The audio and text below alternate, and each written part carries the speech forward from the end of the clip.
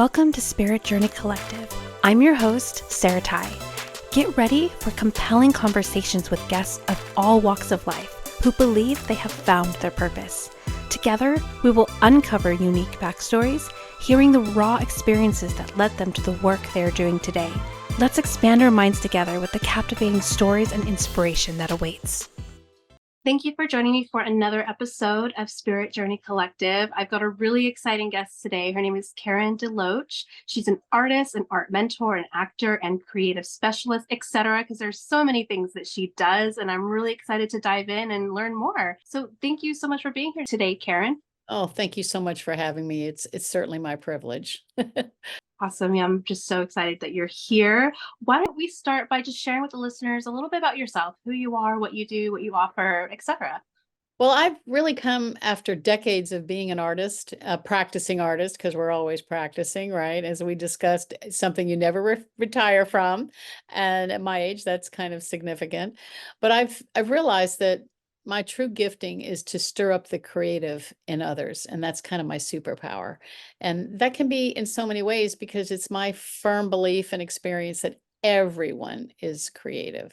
We've even been given part of our brain that is devoted to creativity. So no matter how left brain and logical and organized and chronologically oriented and memorization you are, which is all fabulous left brain skills, you want to have that creativity stirred up to start making these neural connections between your left brain, right brain. I know it's pretty complicated, but I've gotten very excited about the science behind what I've always known intuitively, that art has a miraculous power to heal, and it's available to all of us. And it's never too late, and you're never too old or too young to get started in whatever kind of art it appeals to you. I love that. I really do. And especially even the most logical, non-creative person who assume that they're the most logical, non-creative person. When they were kids, I bet you they did art at some point, right? And they loved it. Absolutely. Yeah. I mean, you ask a room of 5 and 6-year-olds, do you like to paint? Do you like to color? Do you like to drum on things? Do you like to sing and spin and dance and play in the playground? Do you like to make stories up? And there's really hardly ever anyone that says no. But you ask a room of 15 or 16-year-olds that same question, maybe 10% say yes. So what happens, in that 10 years that they lose? Do they lose their creativity? Do they lose that desire?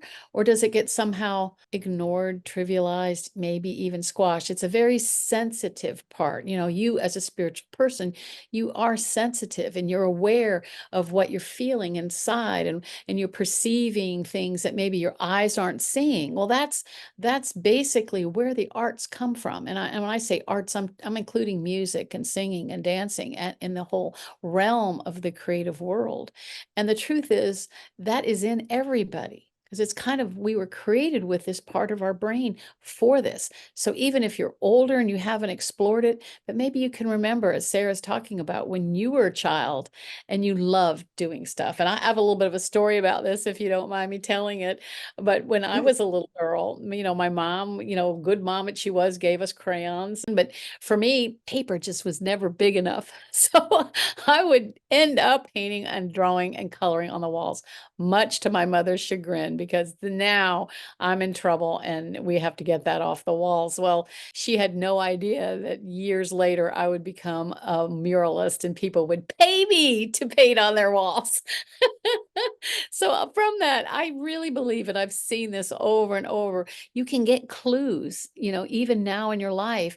What did you enjoy doing when you were really little? What made you happy? From my third son, my sons are all musicians and they're very creative, but my third son, everything was a drum. I mean, where the books were was a drum. Every pot and pan plate, everything was a drum. And guess what? He became a drummer. So it's kind of cool that you can kind of see hints when people are little, or maybe they like telling stories or relating stories, and they're storytellers. There's so many ways to be creative, and I've had fun because I've taught art and done art for decades. In the last couple of years, really exploring the science behind our brilliant brains and what happens when we, let's say, look at a sunset. Well, it starts stirring up that right brain and releases serotonin, which is the happiness chemical. So all of us, as we see a beautiful sunrise or sunset, it does something in our soul. It actually brings healing. And at that moment, even if you're down about other circumstances in your life, you can get this release chemically in your body and enjoy beauty. We're the only ones of creation that can really appreciate beauty. Peacock may appreciate the beautiful feathers of their mate, but as far as just being able to see a smiling face and respond to it, that is very human. And it's exciting to me, in my later years, to really spend time helping people to find out what their creative gift is, because it's one of the ways we learn to express ourselves is through creativity. And it can be very simple. It doesn't have to mean you're an artist, or only those who identify as artistes in one way or another can get the benefits. We all can. 100%. When I do my readings, and it's come up more and more and more. So I think there's something in the air. I think there's something like societally where people are starting to go back to finding their play. But in my readings, that comes up a lot is, hey, I know that we're taught, and I think that that's what happens a lot with young kids going into teenagers, going into adulthood. We start to get conditioned by society of like the arts are not important. Academic is important, and getting a job and going to college and having a family, like that's important. So we like lose our focus on like where our joy is, right? Because we get caught in the society conditioning that we were given. And so when I sit with and I do readings, I cannot tell you how many times I'll get the intuitive information of you need more play in your life. And when I say play, I always, it could be a number of things. It could be, a creative outlet. It could be going out with friends, but it's just finding that joy and finding that play. And we're taught work hard, play later. And the more I'm in the spiritual work, the more I believe, no, it's work, yes, but play while you do it. It's kind of a both and, right? It is. If you don't love what you're doing, and a lot of people feel stuck in either jobs they don't love or situations that they're not happy in. And maybe, backing off and really evaluating, well, what is it that I do love? You can find purpose in those things, callings in those things where you realize, I was meant to express myself. Maybe, go instead of just looking at your Fitbit and going on a timed walk that you're going to burn calories. Well, why don't you add maybe a 15-minute stroll where you maybe sit on a bench in a park and you listen to the birds singing, or the smell the flowers, or just enjoy the colors in the sky. And each season has its own beauty. And while you're there, maybe bring a sketchbook or maybe a journal, and you can jot down thoughts or feelings, or just free form with a pencil or a pen, not even looking at your paper. Just move your arm and hand, take it back home and color in those things. There's actually neuro studies where neuro arts actually build those connections between left brain and right brain. And I think you're so right, Sarah, that we live in a culture that glorifies, trains, tests left brain thinking, order, logic, critical thinking, chronology, memorization. And those are really good things. There's nothing wrong with those. And they're easy to test and to score and to hire. Then the part of us that is sensitive, intuitive, creative, expressive gets at least trivialized. And for the most part in our Western culture. Now there's some other cultures that do more respect the arts. It used to be more so than it has gotten to be. And because it's a sensitive side, I can't tell you how many people I talked to that got wounded in this arena. Maybe they did a project in third grade that required them to draw a cow. I just talked to somebody who said this, and she didn't have a picture when she just drew from her imagination. Well, the teacher tore it up. I mean, she just graded her really low on it. And so she grew up the rest of her life believing she could not draw, convinced she couldn't. And I had an experience later in life. I was in art school and I was a good drawer. I could draw, and I love doing portraits. I love doing people and scenery. Well, I went to school when all these painters were of the abstract expressionist era, and that's probably the way they were trained. And I went to 4 painting classes, and they all told me that I wasn't a painter. They used four-letter words to describe my paintings, and I was devastated. It devastated me. I completely believed and came into agreement with them that I wasn't good enough, and I could never be a painter. So for graduate school, I went to sculpture and did ceramics, which I still love and do, but I still wanted to paint. And especially once I started having children, they were so adorable. I wanted to paint them. I wanted to do their portraits, and I would start, and I'd reach that point where I'd come against that terrible mindset, that negative mindset that said, gosh, once again, you're just not good enough. And I went to move, and I had all these unfinished canvases, and I just felt so bad. And then I ran into a mentor, and I had somebody that had been to the Art Institute in Chicago way back in the day when they actually taught the fundamentals of painting and drawing. And he worked with me until I learned how to paint. And I could work past that, really what turned out to be techniques that I didn't understand, that I could learn. No, I wasn't an intuitive painter, but guess what? I could learn and develop the skills I needed to then do the kind of art that I wanted to do, which was representational or naturalistic. And after that, you couldn't stop me anymore. From believing I was never going to be good enough to an award-winning painter and professional painter. I mean, like I said, we're still practicing, so we still work at getting better and better. But the point is, I was able to overcome those negative mindsets. So I say that to any of your listeners who've had that experience where they were told you can't do it, or maybe you're told you can't dance, or you can't sing, or you can't learn to play the piano, and that's just so wrong. And so I've spent a lifetime teaching, and it made me, what Bob taught me not only made me a better painter, it made me a better teacher, because I love seeing and stirring up that creative in others and seeing them get the skills that they need to then accomplish whatever type of art they want to do. Yes, visual arts is my specialty. I also went to school for filmmaking, and I get to work with a group of youths in Uganda that have incredible stories to tell. We've already made one movie together, and we're working on a second one they got the script for, but they can have these incredible things to say inside and find a way to express it. It's so incredibly joyful to see that happen at any age. What you teach is not like you have to do it this way. You have to fit into this box. Kind of a funny story. When I was in high school, I took art class, and I was so excited because I like to draw and I like to paint. It's just enjoyable, and I know that I'm decent at it. I flunked that class. It was like, and I kind of did it proudly because she was so like, it was more about the technique. I felt like I was being stifled, to be completely honest. So I ended up just going and listening to music during that class, and was like, no, this isn't for me. But since then, I've learned that creativity can't be fit in a box, and you can't tell people you have to do it this way. I mean, there's the fundamentals and the basics. Like if I were to teach someone tarot, they do need to learn the meaning of the cards and whatever. But then after that, it's like, play with it. Maybe that meaning of the card's going to change for you through your intuition, but you have to have the basics. But I feel like in that class, it was more like you have to do it this way. If it doesn't look like this, it doesn't look perfect, it's not good enough. And that's what it felt like. So I was like, nope, not for me. I'm so sorry you had that experience.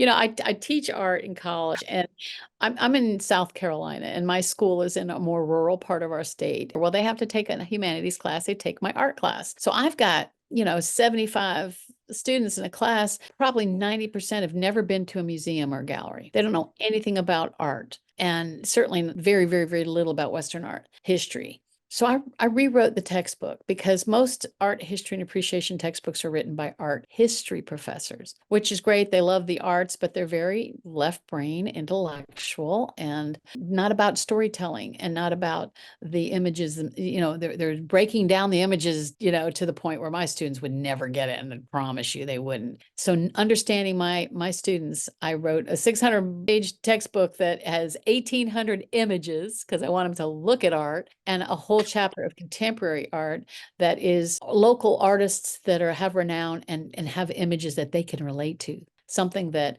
you can touch them from their heritage and where they grew up. And it just has such an impact. I also make them do it. I have a how to draw book. They have to learn to draw. And, I make them do these exercises, and they may resist it, but I don't grade on talent. I grade on follow my directions, because you know what is going to increase your skills, and I create a no criticism zone. This is a safety area where I'm not going to criticize your work. I may share something how to make it better, but I would never use 4-letter words to describe somebody's art. I don't care if they don't get it at all. I really want them to have a positive experience. I want them to find some art that they can relate to, because that's what's going to stay with them. That's what's going to open their eyes to the world of art and color, and not, names and dates and places. Those things are not as easy to retain or as significant as what images ministered to your heart. What spoke to you? What did you love looking at?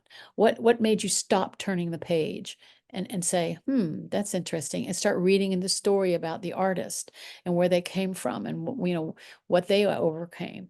A lot of them love Van Gogh because he had mental illness issues, and a lot of people, young people have ADHD or bipolar. They have these things they've been diagnosed with, and they feel so less than. And then they see his incredible talent and his incredible work and say, wow, he did that while he was overcoming rejection from his family. He was overcoming mental illness, poverty, all kinds of things, to create work that the world still loves and adores 150 years later. And so, that this is part of my philosophy, is enriching lives. Have your eyes open to the beauty of the world and the beauty of our own history and what is around you. I also ask them to go to a gallery or museum, because we do have some that aren't that far away, maybe an hour drive, but they can not have to take the final quiz.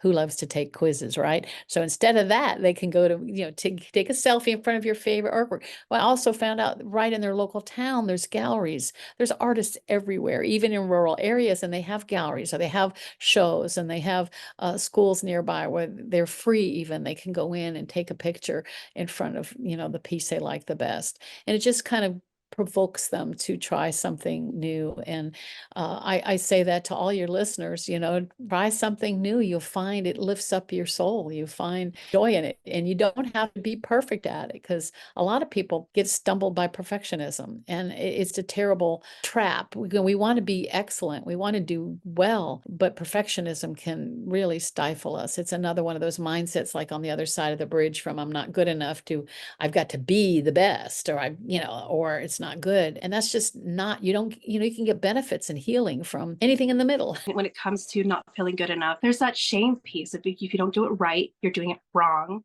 and then you don't want to try again, because I think when we don't feel like we're doing it right, we get shamed. We feel deep shame in that. So we don't want to pursue it more. And so I appreciate that, you take a different perspective, and you really want to show them, no, there is no right or wrong. It's about expressing. It's about seeing what lights you up and what makes you happy, and learning about it through your feelings versus right wrong information, because not everyone, to your point with learning disabilities, not everyone is able to soak in the information when it comes very left brain. So I do really, really love that. And I would also love to hear what brought you into this work to begin with. Have you always been pursuing being an artist, or what brought you to being a mentor and creative specialist? And what brought you here?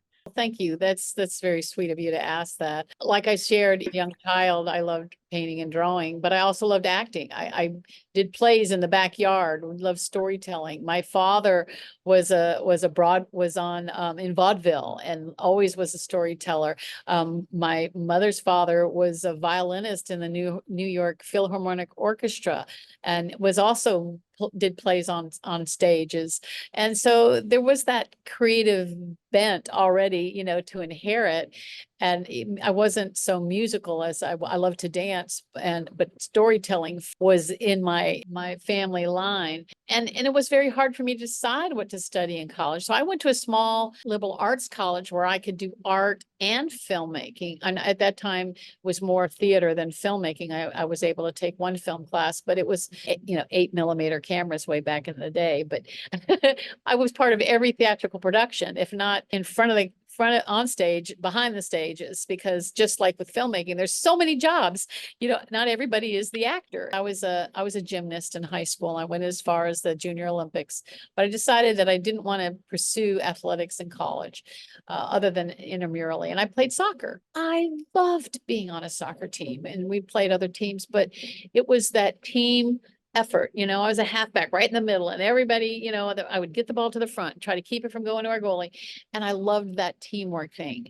And I think that's where I really thrive as an artist, is that working together, and when I teach classes, I always do the work with them. And it's like I get inspired by other people's input and creativity, and enjoy that. And I do group classes, so we can all feed off of each other's creativity. And so that's been an important part. When I went back in my 50s, went back to school to go to film school. And I've been part of acting and filmmaking since the early 2000s. And it's something, again, that you don't have to retire from. You always need grandmas in movies. They don't, you don't, just because you can't be the ingenue anymore doesn't mean you can't have a place in it. And that's, all my children are actors and musicians and artists and writers. It's just part of who we are. It's our family, certainly our family identity. But I didn't know I was going to enjoy teaching so much. Like that spark, what sparks someone or lights someone up, and seeing that creative spark, and they realize, wow, I can do this. This isn't beyond me. Just because I don't identify as an artiste doesn't mean I'm not creative. And I would ask yourselves, your listeners, what does light me up? Is it writing my thoughts, expressing my thoughts? Is it, knitting or weaving or cross stitch? Is it cooking? Do you love to cook and try new recipes? There's so many ways that we can be creative. Yeah, absolutely. It's so funny because I'll say something similar when I get those messages like, you need to play more, you need to find creative projects. And I try to bring up like all the things, because I know that sometimes when you tell someone you need to be more creative, you get like that pushback. Well, I'm not creative. So I try to like do the same thing, like writing, dancing, just what makes you feel good and makes you feel like you could just be free, right? But just to go in line with exactly what you're saying. All right, so scientists, they study everything, right? They studied singing in the shower. Because some people are like, oh, I would never sing, at a microphone. But boy, you put them in the shower, they're singing away, rub-a-dub-dub, scrubbing in the tub, and they're singing. Well, guess what? The left brain bully is quiet. It's resting. That left brain, perfectionistic or whatever, is resting. They're scrubbing and they're singing. Whatever favorite song comes to mind. And 10, 15 minutes of that, they get out, they're drying off, and they're feeling really good, not realizing they've just released all this serotonin, happiness chemical, but also maybe there's some new connections or some kind of solution that comes to mind, or some creative thoughts come to mind, or maybe there's a problem at work or in the family.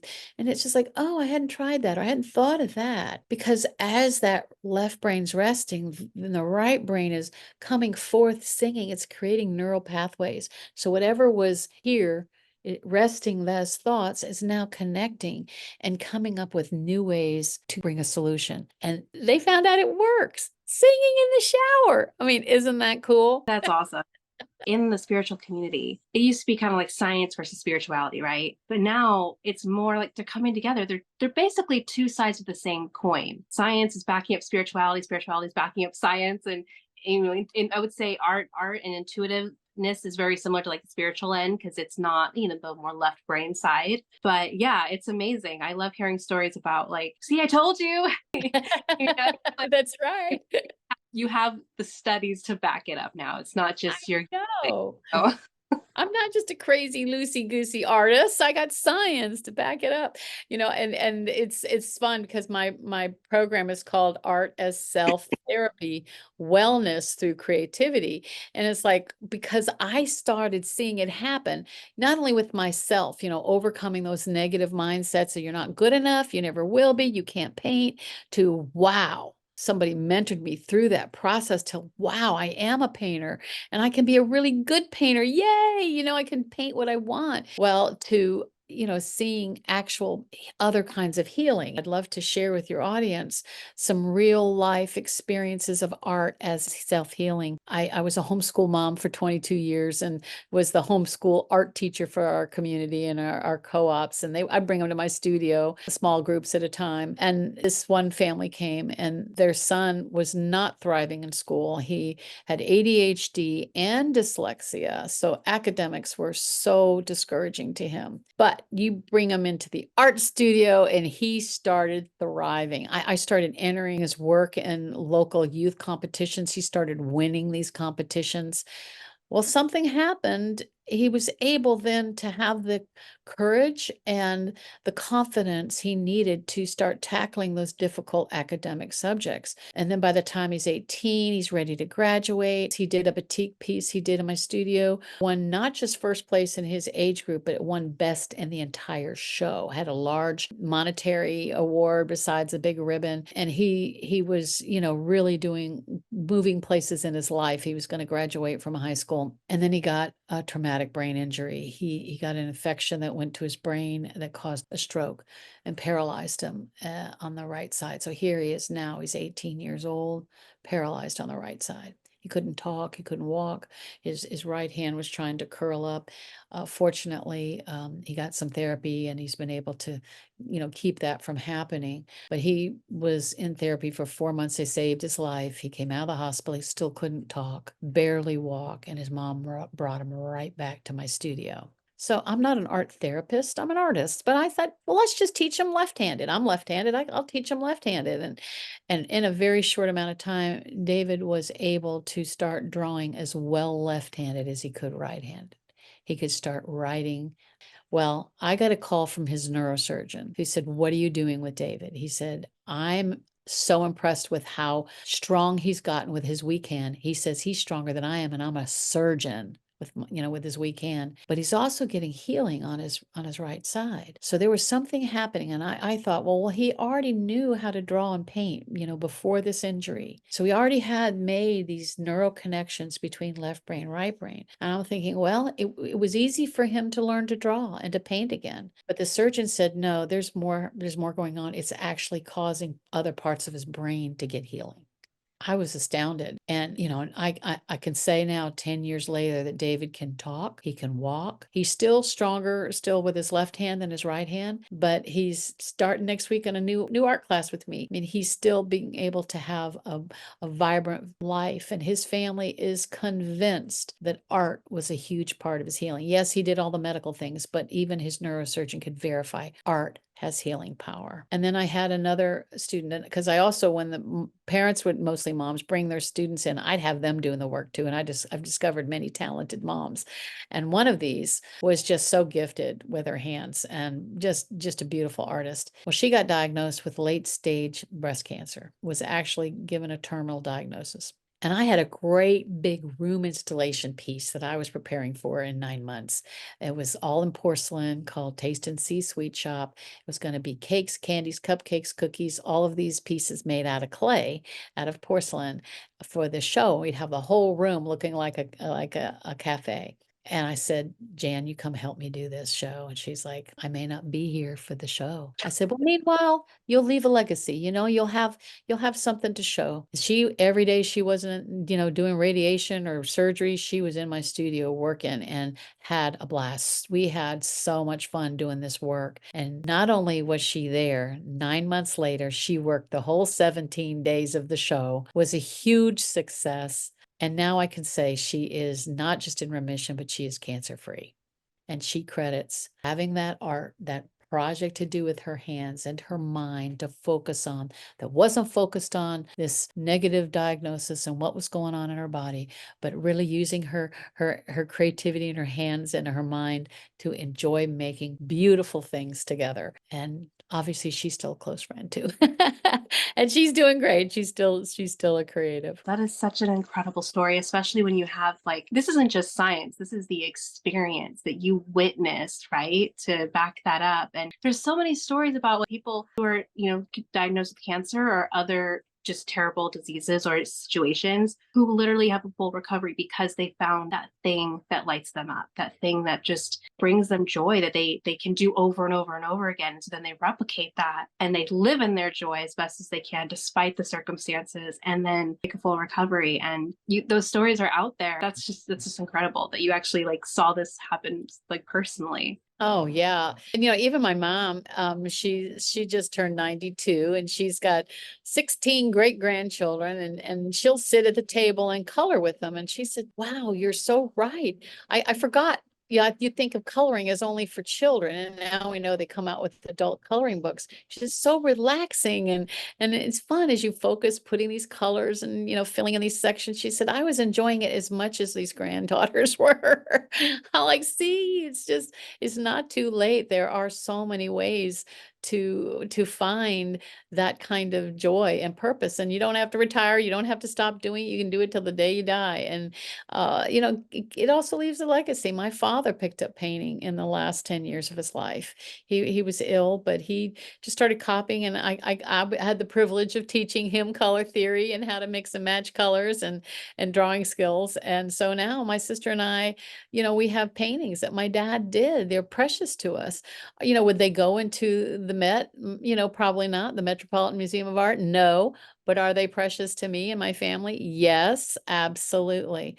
So I say that to you, think about your legacy, or think about what kind of things you can do.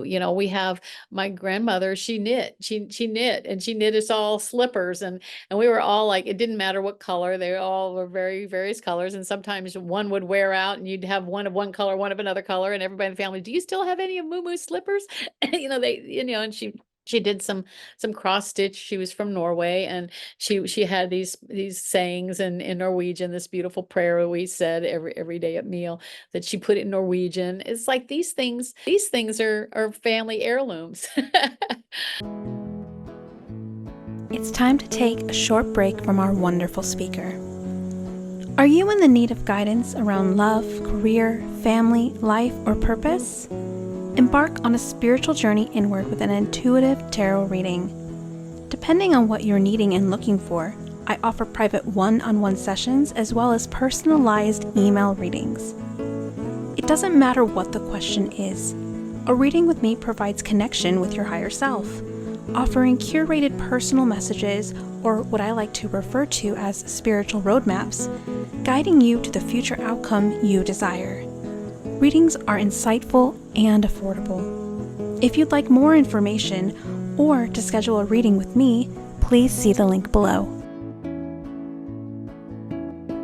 Yeah, my grandma used to knit. She'd make little bears and then she'd donate it to like I don't know if it was like a hospital or orphanages or something like that. I do wish though that she had continued some kind of art form. Like as she got older, I think that she felt like she couldn't knit anymore, and then she didn't really have any other creative outlet. And I think that was a big part of her decline. She just didn't have anything to do. And I think I wish that she could have, known that she could have done more, you know what I mean? Like color. Absolutely. And if your listeners are interested in pursuing learning more about this for yourself, I've got this 3-part free podcast called Art of Self Therapy, and they can get it by getcreativewithkaren.com, and enjoy learning more about it and getting some more ideas on how you can stir up your own creativity, find your own healing, because there is something supernatural, and it feels supernatural, but there is chemistry behind it, and that healing.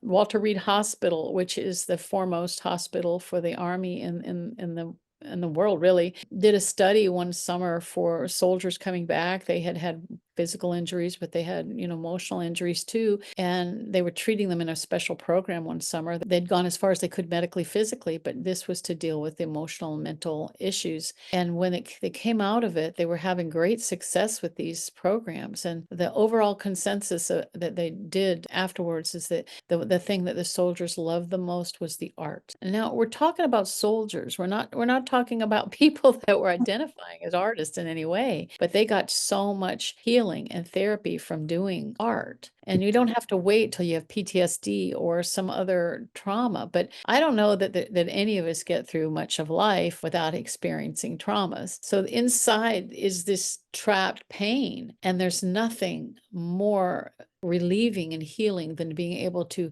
get it out, express it, let this stuff get out of our minds, get out of our hearts, get out of our emotions in order to bring physical healing to be restored. So I encourage everyone to find some way. They only say between 15 and 20 minutes a day. So you don't have to like set up a studio, have a separate place in your house and, buy lots of expensive equipment. I use basic copy paper and pens and pencils and markers. We don't start with fancy stuff. You can get a thing of acrylic paint for pretty cheap. And that's what I ask for on my birthdays. I'm always asking for paint brushes or canvases, or I'm using birthday money, Christmas money to buy art supplies.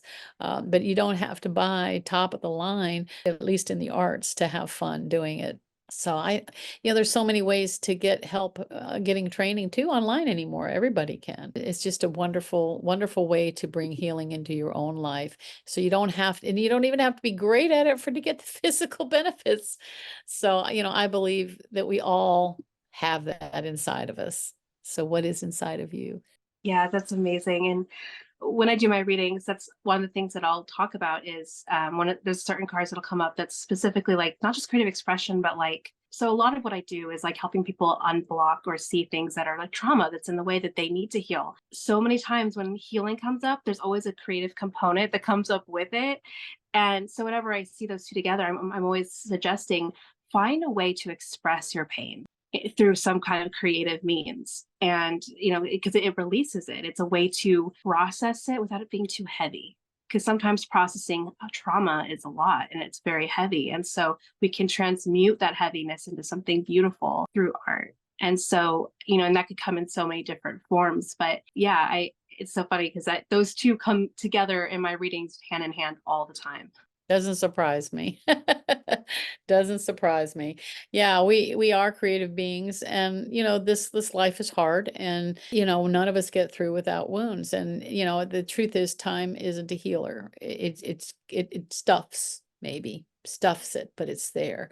I married a man who had severe childhood abuse, sexual and physical abuse, and he had dissociated. He's a very creative person. He's a musician and a writer, so he had successfully put it in closets to not deal with, so to live his life. But dissociation only works real well in childhood. It doesn't work so good in adulthood. And he started doing these paintings and drawings to let this stuff out, and they were these allegorical paintings that was from that deep place of pain to release it. And he wasn't a trained artist. These were, he could see these pictures and just start making it happen. And of course, as an art teacher, I'm like, yeah, I gave him tools to do that. But it's amazing how much healing. It's like getting those places cleaned out and restored, and walking in more and more fullness. And that's why I call it, wellness through creativity. Wellness is when, physically, emotionally, mentally, we're come together, and these parts are all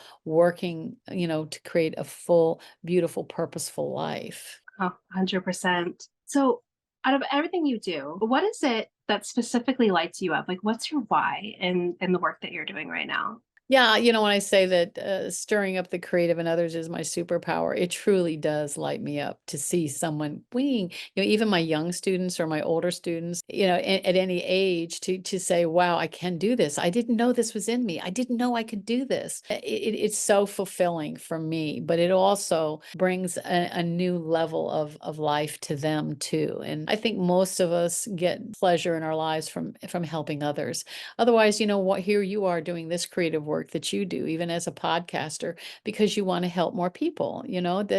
That's part of your motive, even though it is truly creative that what you're doing. You have to have the technology together to be a podcaster and the creative outlet and reaching out. So you're working your brain, both sides of your brain, but you're also bringing light and life to other people. And that's part of what we're here for. I really truly believe we're not created to live in a vacuum, even though we're online, right? You and I, we're not even, I don't even know if we're in the same time zone, but we can be here simultaneously, synchronized and, spontaneously sharing our hearts and our lives and our insights to whoever is listening, and hoping that it encourages others. Yeah, what you just described is my definition of purpose. I like to say that it's a combination of you do what you love, it lights you up, you get that reward of like, oh my gosh, I'm doing something that just feels so good, and it gives back to the world in some capacity, which can show up in different ways. But especially for you as a mentor, you get to see the transformation in real time. It's like if you're a painter and you put your art out in the world, you don't always get the immediate feedback of your work, but you're still doing the same thing, you're still living your purpose. But when you're like in a mentorship, it's almost more like you get to see that like unfold, right? Absolutely. Absolutely. So thank you. Thank you for giving me this opportunity to share and encourage your listeners, and get creative with Karen.com and get some more information if you're interested. Yeah, it's a pleasure to share with more people that they are creative. You are creative. Get nothing else from this, is that you have it in you. It's in you to be creative. Yes, I love that. So from here, I'd love to shift to what I like to call synchronicity story time. I love stories of synchronicity because they're just, I don't know, it's kind of like what connects the divine to like our everyday lives, right? Where we see like little signs or little breadcrumbs that let us know we're right where we're supposed to be. And I know you've kind of already shared a couple synchronicity stories with those two healing stories that you shared. But do you have anything that like any other supernatural type stories where you feel like you were led to the path you're on, or just in general, some kind of positive supernatural story? I do. I have one. It's a really special story to me. So I was a divorcee with two little boys and really struggling and hitting healing. And that's when I found my divine path in the Lord, and started going to a church, and they embraced me, even creative me.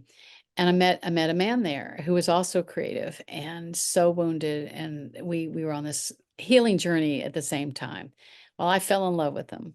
And I really felt that he was my husband. He was going to be my husband. And I knew he wasn't interested in marriage at all. He was coming from some very severe broken places, and he wasn't interested in that. He loved me as a friend, but that was it. He went up to the mountains in North Carolina to have a spiritual retreat. And during that time, I just got a sculptural idea, and I started working on this sculpture. And it was from a scripture that says, the name of the Lord is a strong tower, the righteous run to it and are safe. And I can't tell you how many times I just wanted to be under the dining room table to feel safe. I just could picture this tower, and I could be in this tower and I could be safe. And on all the tiles, I wrote the different names of God that I had been finding in the Bible. I started studying the Bible. I wasn't raised in it, so this was new for me. And I was just writing, he is healer, he's provider, he's our comforter, he's our teacher, he's our advocate. Started writing all these on the tiles. Well, it turns out at that very same time I'm working on this sculpture, this place that Jer went to had a tower. And it had a tower. It was a round tower that you went into for prayer, and it had the names of God on it. I didn't know about that tower. He didn't know I'm working on a tower. And it wasn't until he finally came to see me one day, and God spoke to him and said, she's not your sister and you're not her brother. And he knew what that meant. And in a very short time, we got engaged and then went on our first date. And that was 32 years ago. And we've been married and had two children of our own, and have had an incredible adventure together. But and when he saw that tower, he said, oh, I didn't know you knew about this place in Burnsville. I said, I never been there, never heard of it. And that's when we found that synchronicity of, at the same time, I'm getting a vision of a tower and I create it in clay. He is actually in that tower praying for the will of God in his life. When we're creative, we're in our intuition, and the things that are coming to us, it's not really coming from us, it's coming from some other higher power that's speaking through us. We become like a Conduit. Conduit, yes, for these powerful ideas that just came, it seems like out of nowhere, but they're actually here for a reason, you know? Oh my God, that's so cool. I got chills. Well, both of us had been hurt in other relationships, and we're really, kind of shut down to that idea. So that's why we kind of had to have pushes, to get there. And we weren't youngsters anymore. We had our children in our 40s. So, it was like it's really been fun adventure. We've been through a lot, but it's so cool. As we just say, wow, we've known each other 36 years now. We've been married 32 of them, and it just keeps getting better. And that's the way it is. When it's right, and it's good, and it's God. And we have a creative household. We have our own group that we do. It's called Imagine Gatherings, and we get together and we have musicians and artists and painters and singers and dancers and banner artists and musicians. We all just kind of have a great worship service together, just letting the Holy Spirit be in charge. So it's so much fun. We're not religious, trying to be religious. We're trying to be in relationship with each other and with our God. And it's good. It feels good, and it feels right. And, engages all those parts of us that makes us uniquely human. I love that our right brain can't be replaced by AI. AI makes a real good facsimile of left brain thinking. It can even make perfect art, that follows all the rules of techniques of design, but doesn't have that soul, spiritual, intuitive spark of life that humanity brings to it. And they don't know how to do hands. You see some of the artworks, but you're like, oh, those hands are freaky looking. Yeah, and yeah, they just have I don't know, a soulless look. And when you've seen work full of life, and then you see that, they say counterfeiters learn to discover fake money by only looking at the real thing, and they study every part of the real money, and then when they see the fake, and so when you look at the real, and then you can spot the fake. So AI is never, artificial intelligence will never replace human creativity. I totally agree with that. It's kind of like the idea of we'll put a chip in our brain, we'll live forever. And I'm like, but what about the soul? The brain isn't what feeds us or what we even live off of, because there's been so many stories of people who were basically brain dead, and they still were having these like there's this one brain surgeon who really high up their brain surgeon, very left brain thinking kind of person, and he had a very rare bacteria that got in his brain, and he went brain dead. And most it's a very small percentage of people that even survive that. And lucky for him, he had his friends who were neurosurgeons. So they were all working on him, but he was basically brain dead. There's no activity in his brain. He, on the other hand, went and had this amazing experience, in the spiritual realm, where he felt like he spoke to the other side, and he came back. Not only did he make a full recovery, but now he's a scientist, kind of doing what I mentioned, bringing in the spiritual and the science together. But there's so many studies that show it's not the brain. We think it's the brain. The brain is just part of the function of being in a human body, but that's not what lights us up. There's something deeper. And yeah, so I love that. Yeah, the brain is part of our body that will die. Our mind, our will, our emotions, our spirit, those are eternal. And so, we know what happens to the body, it's going to live, maybe 100 years, but that's about it. It's not going to go any farther, but the rest of us is going to live forever. And that's what we're feeding every day with our spirit. When you are working in your creative world, you're building and you're developing your soul, your mind, your will, your emotions. And when it comes from the spirit, it's even deeper and resonates so strongly, intuitively. We get it. Yeah. Do you believe that we all have a purpose? Absolutely. Absolutely. Without a doubt. As I've been to the hospital bedside, even when it's interesting because when David was still unconscious after his brain injury, and he had to have his skull removed, he can remember everything that was said around his bed. When he could start talking, even a year later, he could start telling what the doctors and nurses, they didn't believe he would survive. I came there singing and, speaking life to him and calling him forth and saying, you are too young to go. We need you. The world needs you, David. Come on, you can do this. He remembers that. Wow. I mean, he's in a coma. They didn't know if he was going to live or die. He had no response since he had this stroke. He was in intensive care. They let me in, but I've just started singing to David, and they're working on him. I mean, the doctors and nurses are there, and they could see that he was being peaceful, that he wasn't in turmoil when I was talking to him and singing to him. And he told his mom, I remember Miss Karen singing to me over me. So you just don't know what is going on as long as a person has breath and they're thinking purpose. My mom, and I know a lot of older people say, what purpose do I have now? It's like, Mom, you bring so much life and love to we love hearing her stories. She prays for her children, grandchildren, great grandchildren, and she is absolutely adored as our matriarch. And how could you say that's not purpose? Just because you don't have a job, whatever, that's just one part of who we are. And we're relational. We're in community with each other and in family, hopefully. But we can create our own family if you don't have one. And that's part of what we do is, is we're family for each other. Basically finding your why, right? That's what it is ultimately, which can change. Well, it does change. It evolves over time. But your purpose is, like younger to like older. It varies and grows and evolves with you. But I feel like everyone's purpose does have like a common denominator, right? Like what it was when you were younger, it might look different when you're older, but I think it's got that same like key thing underneath that's been there the whole time, if that makes sense. Absolutely. I mean, for 30 years, I was child rearing because I had an age gap between my first two and my second two. And then homeschooling. So I tell my kids, there's 30 years that are like a blur to me. They're just like a big blur. We got through it. Everybody got raised. They have wonderful, beautiful lives. And three of them have grandchildren. They've given me yay. But, they start saying, Mom, you remember when you did it? I'm like, no, I'm sorry. Whatever. But that season had its own intense purpose as child rearing being a full-time mom and homeschooler and teaching art. Well, those years, woo-hoo.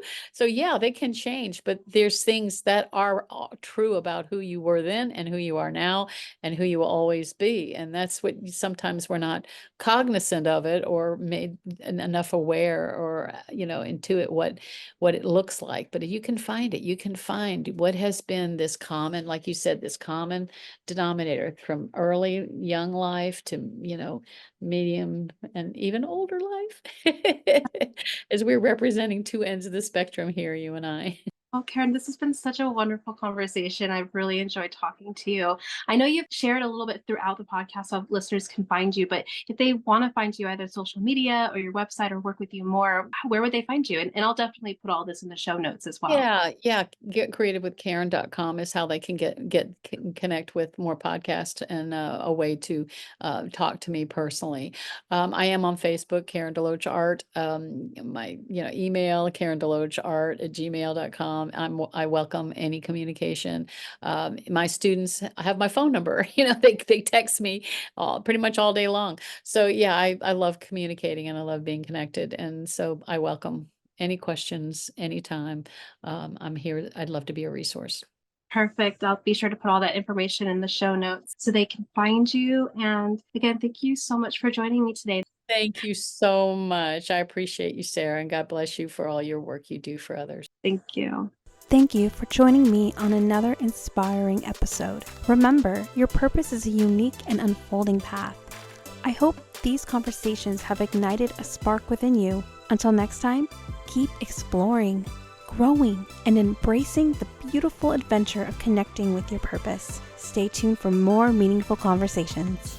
If you're wanting more, consider joining our free Facebook community called Spirit Journey Collective, your haven for spiritual exploration and personal growth. Dive into a supportive community where sharing spiritual experiences is encouraged. Unlock the power of intuition, embark on a journey of self-discovery, and connect with like-minded souls. If this sounds like a community you'd love to plug into, the link is in the show notes below. If you enjoyed the episode today, don't forget to like, share, and subscribe. And thank you for joining me on this journey.